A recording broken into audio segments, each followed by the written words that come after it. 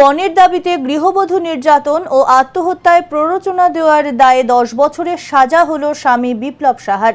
মঙ্গলবার Siliguri additional session জজ first track কোর্টের বিচারক মৈনাক দাশগুপ্ত দোষী সাব্যস্তর পর তার সাজা ঘোষণা করেন।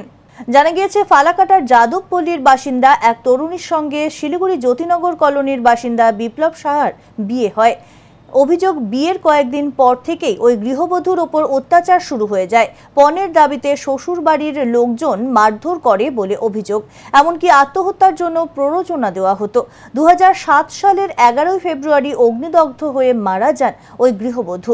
এই মামলার সরকারি কৌঁসুলি সমীরণ সূত্রধর জানান, বললাম আজকে শিলিগুড়ি ফার্স্ট ট্র্যাক কোর্টে একটা জাজমেন্ট হলো, যেটা এগেনস্ট দ্য অ্যাকিউজ বিপ্লব সাহা।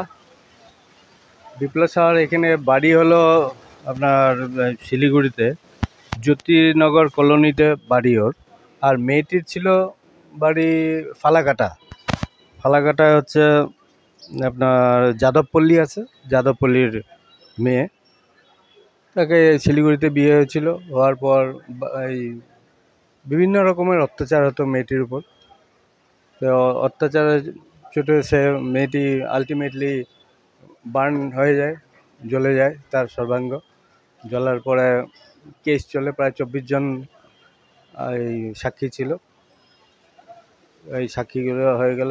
এই কেসে আমাদের মাননীয় বিচারক মৈনাক দাশগুপ্ত সাহেব, উনি আজকে জাজমেন্ট দিলেন। আসামিকে 10 বছরের জেল, যেটা 498B সেকশনে ডাউরি ডেথ, যেটা